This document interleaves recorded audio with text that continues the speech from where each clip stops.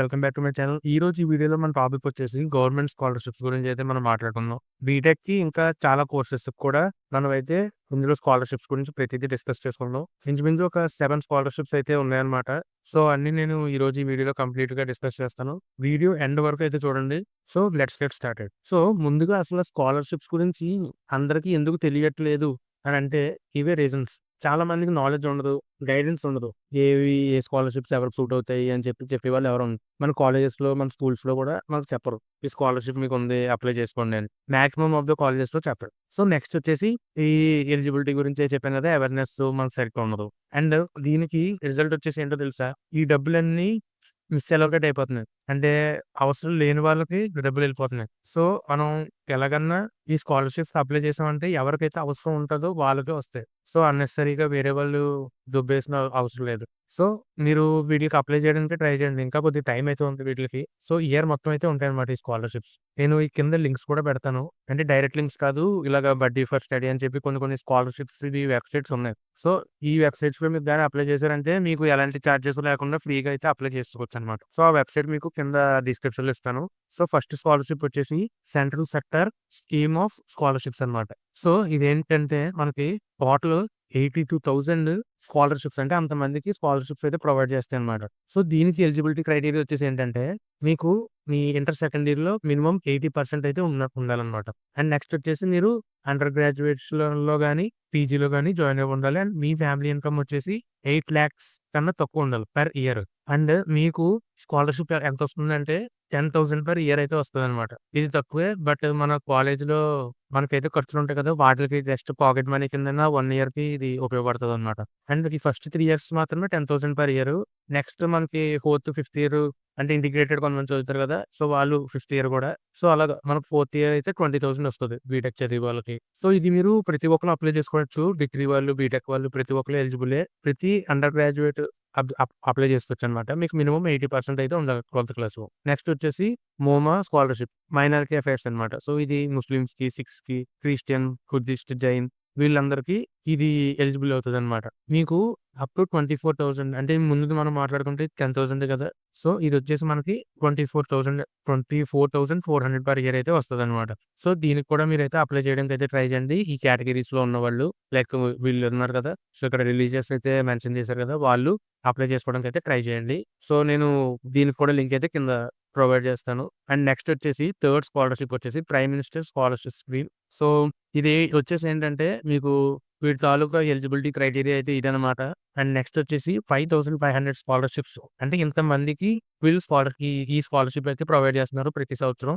And గర్ల్స్‌కైతే 36,000 per year అంట. And బాయ్స్‌కైతే 30,000 per year అంట. And eligibility వచ్చేసి 60% ఉండాలి. మీరు రాసి పాస్ట్ ఎగ్జామ్ అయితే ఉంటది కదా! ఇంటర్మీడియేట్ గాని, 10థ్ గాని ఏదైతే అది. అందులో 60% అయితే మీకు క్వాలిఫికేషన్ ఉండాలి. సో, మీకు 50% రెన్యువల్ కూడా అయితే ఉంటది ఈ పర్టిక్యులర్ స్కాలర్‌షిప్‌కి. ఇదైతే థర్డ్‌ది అనమాట. నెక్స్ట్ ఫోర్త్‌ది మనం మాట్లాడుకుంటే సాక్షం స్కాలర్‌షిప్. ఇది డిజేబుల్ స్టూడెంట్స్ అయితే ఉంటారు కదా! వాళ్ళ కోసం అయితే ఇది. అండ్ మీది కూడా సేమ్ ఈ డిజేబుల్ స్టూడెంట్స్ అయినా మీ ఫ్యామిలీ ఇన్‌కమ్ వచ్చేసి 8,00,000 కన్నా తక్కువైతే ఉండాలి per year. And 50,000 per year అయితే ఇస్తారనమాట. సో, దీని తాలూకు లింక్ కూడా నేను డైరెక్ట్ లింక్ అయితే ఇస్తాను కింద. దాన్ని క్లిక్ చేసి మీరైతే అప్లై చేయండి. అండ్ నెక్స్ట్ వచ్చేసి AICTE Pragati scholarship for girls. ఇది ఓన్లీ గర్ల్స్‌కి మాత్రమే ఈ స్కాలర్‌షిప్. ఏఐసీటీఈ వాళ్ళైతే ఇస్తున్నారు. సో, ఏఐసీటీఈ అప్రూవ్ చేసిన కాలేజెస్ అయితే ఉంటాయి కదా! Reputed colleges only for girls అనమాట.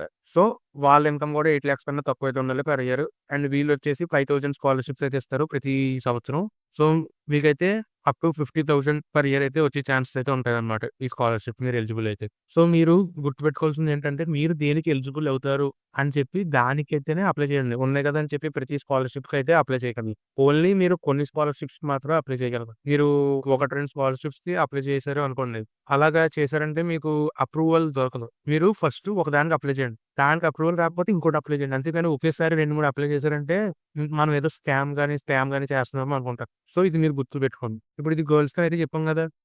దీనికి అప్లై చేయండి. ఒకవేళ మీరు ఏఐసీటీఈ అప్రూవ్డ్ కాలేజెస్‌లో నుంచి వస్తే దీనికి అప్లై చేయండి. ఒకవేళ మీరు డిసేబుల్ గర్ల్ డిజేబుల్ ఇది అనుకోండి.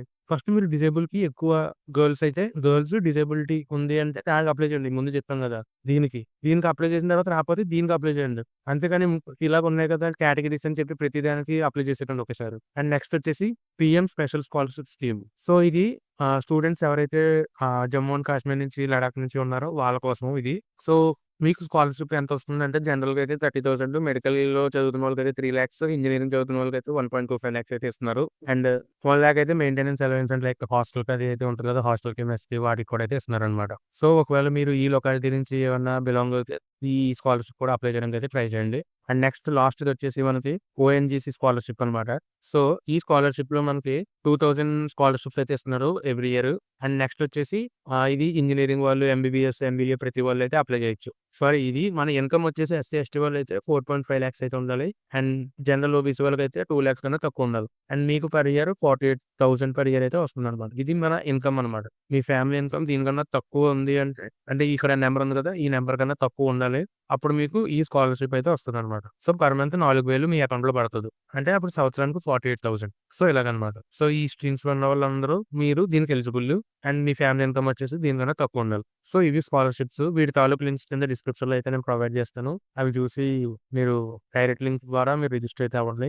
లేదంటే ఇలాగ కొన్ని డైరెక్ట్ ఒక వెబ్‌సైట్ అయితే ఉంటుంది. మీరు అందులో ఈ స్కాలర్‌షిప్ గురించి సెర్చ్ చేశారంటే మీకొస్తది. నేను ఈ స్కాలర్‌షిప్స్ అయితే ఉన్నాయి కదా! ఈ స్కాలర్‌షిప్స్ డీటెయిల్స్ అన్ని కింద ఇంకా ఇన్ డెప్త్‌గా అయితే డిస్క్రిప్షన్‌లో ఇస్తాను.